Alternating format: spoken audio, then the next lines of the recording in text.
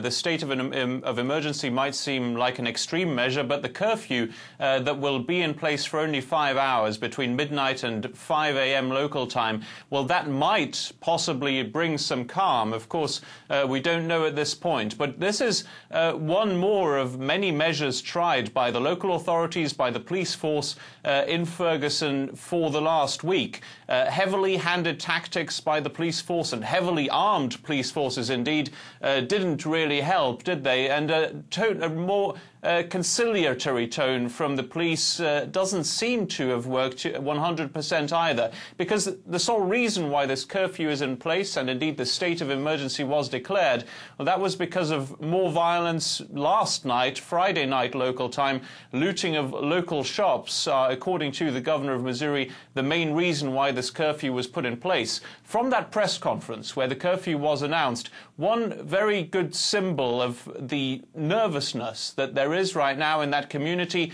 when Governor Jay Nixon said this: "We cannot have looting," there was one neighbor who replied this: "Well, we cannot have police officers killing people." That is how tense things are right now, and of course there aren't any 100% clear explanations yet as to how 18-year-old Michael Brown died and who exactly was responsible. Now, there have been complaints recently about the militarization of the United States police. Yeah, absolutely. And specifically, of course, in this case, in the pictures that we have seen over the last week with heavily armed police forces on the streets of Ferguson, there is now a new man responsible for the operation in Ferguson. He's from the Missouri State Highway Patrol. The St. Louis County Police is not in charge anymore.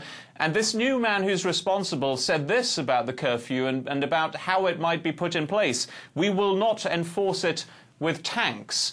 Well, the weapons, they are there. The heavily armed police officers are there as well. These guns, this armor comes from the Pentagon. It comes from the U.S. military. And this isn't the only police force that has these types of weapons. There are many, many more throughout the United States. As for any type of calm that might return to Ferguson, well, first of all, people there will be expecting some explanations as to exactly what happened. There are 2 investigations in place right now, one from the Department of Justice, the other from the FBI. Both of those investigations have not brought concrete results so far.